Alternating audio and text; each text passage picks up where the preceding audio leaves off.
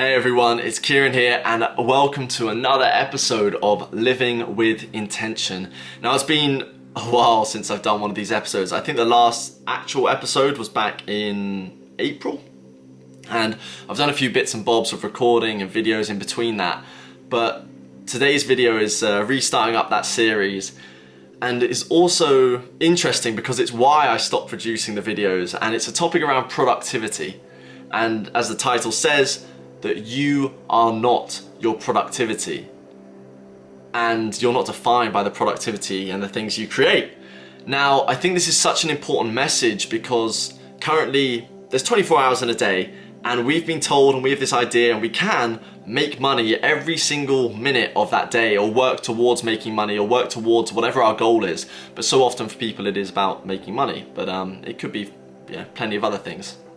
And when that's the case, it feels like sometimes when we're not creating, when we're not producing something that has maybe a tangible outcome, that we're not doing enough, that we tend to draw comparisons to others and doubt ourselves or judge ourselves for taking time. Now, this is one of the reasons that I wanted to talk about this video, is because I had this whole experience myself about, judgment, self-value, and around productivity. So that's what I want to share with you today, is my experience of that, and also just, like I said, to maybe throw some suggestions your way. So earlier this year, I made a target within the Living with Intention series to create a video every week with a spoken word and a video, and have a topic and keep doing that. And that was my aim, to do that for the whole year, so 52 videos. Now, it started well and I was really happy with it, but what was going on at the same time was that I was still working my usual job.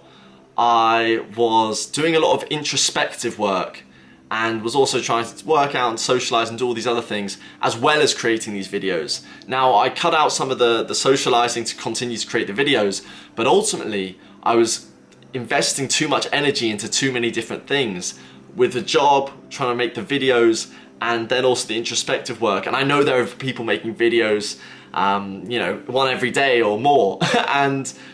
But for me, where I was using my energy, I found the introspective work, that breaking down of my own stories, of trying to understand why I do the things I do, that was very draining, more tiring than I would have expected. And if this is something you're doing, then just be aware that it is draining, it can take energy, and to allow yourself to recover and rest, and respect that. So this is what was happening, and it was showing up physically that I was drained in my body. I was getting under the weather. It happened twice within a couple of months, and I'm a very firm believer that when our body's showing us signs to rest, that we can't, whether it's we're under the weather, or I had, for example, styes would show up, and when that happens, I know that my body's under stress. So maybe there's certain indicators for you when you realize that.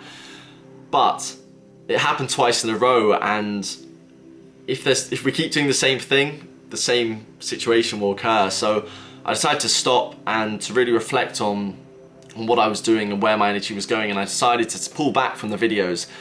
But in doing so, I had to reflect on why I was doing them, and pulling back from them was quite hard, because for me, I placed a lot of my own value in the productivity and in the creation of these videos. And in stopping them, I suddenly felt a bit uncertain about, my own value, my own worth. Like, I tied it into the creation of videos and the creation of content, and having a step back from not only sort of YouTube and creating videos, but also Instagram, to reaffirm with myself that, I am not what I create, I am not what I produce, I am who I am in this moment, and just to really shed away those external things. And what that made me do, and what I've been doing this year, has just been, like I said, a lot of introspective, a lot of inner work, to analyze those stories, that lack of feeling self-worth, the reasons that I was pursuing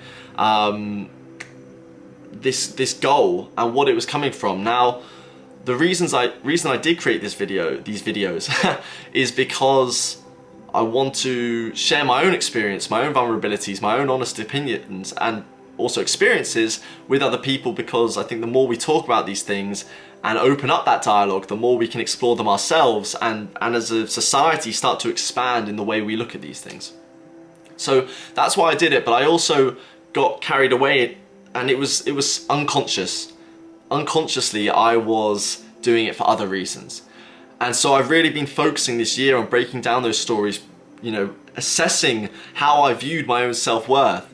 And I think this happens for a lot of us. We place our worth in the things we do, in how much money we have, our social status, our relationship status, what we own, the friends we have, who we know. There are so many different things externally to ourselves that we can place value around and our own identity.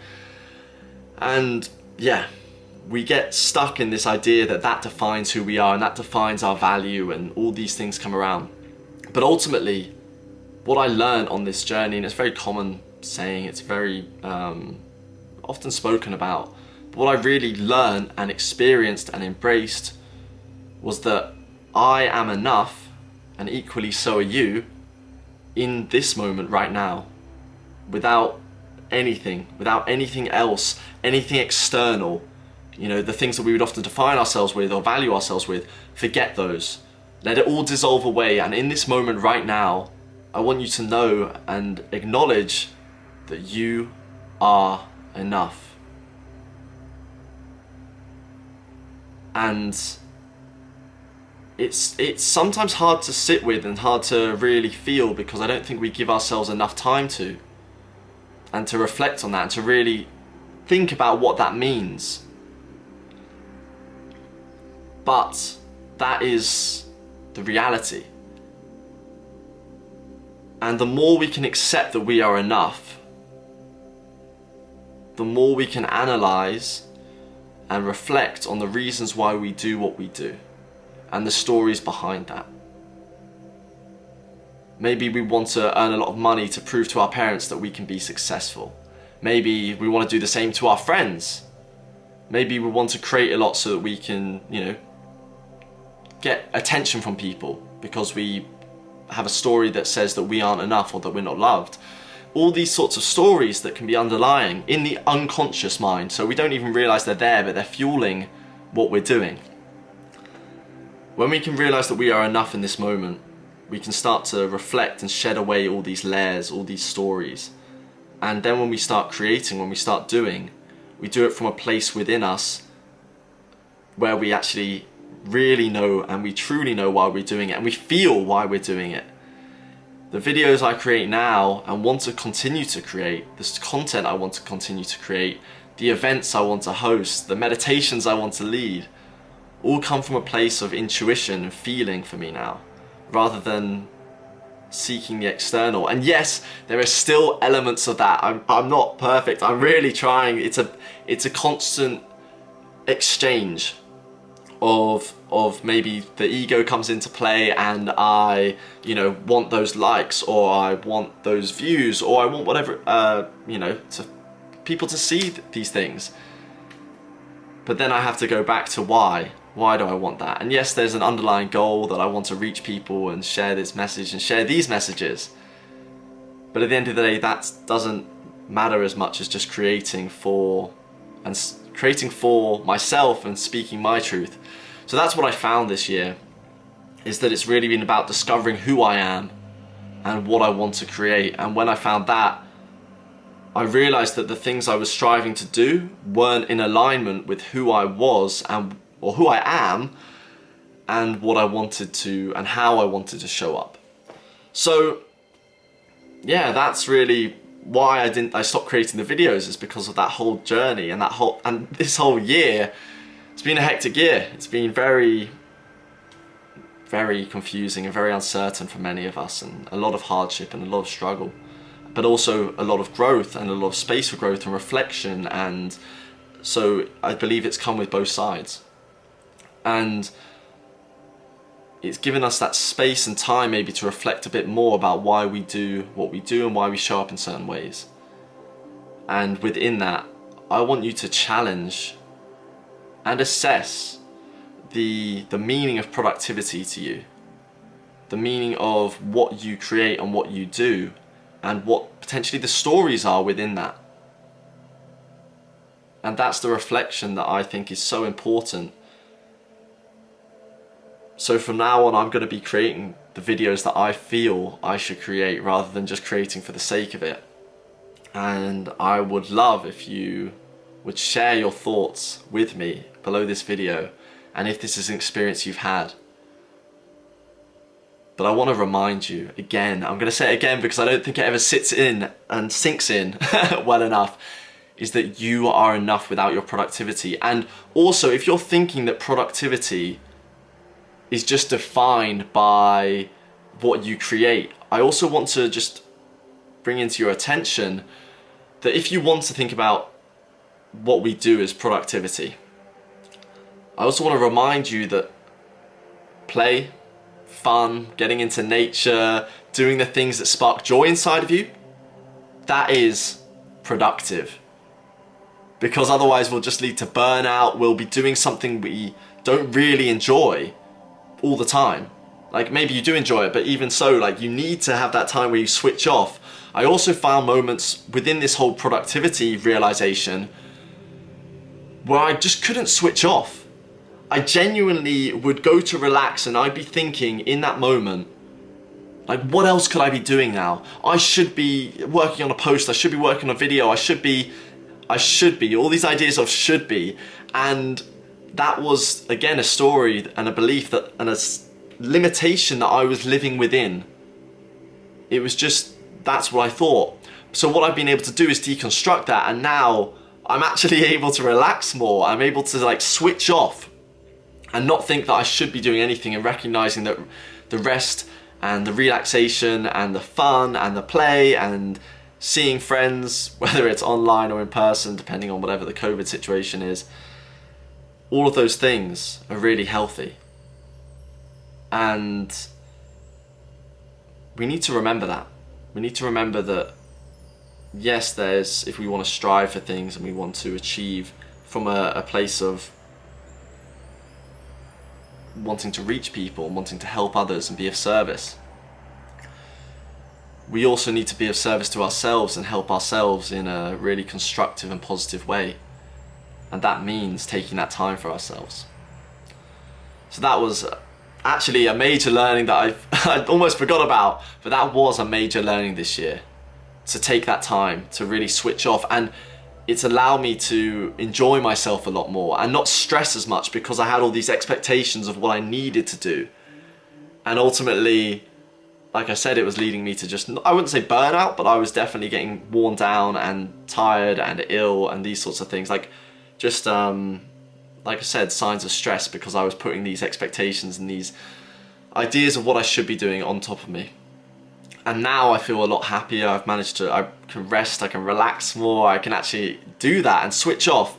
And so I think it's important for us to recognize, and what I would also ask you to do and invite you to do, is recognize the things that bring you joy, to recognize the things that help you to switch off and to maybe just take yourself out of your head. So for me, meditation is also really important in that, journaling, but playing music, getting out to nature, moving, gaming even. It's those are things that really help me just to get out of my own head and just switch off.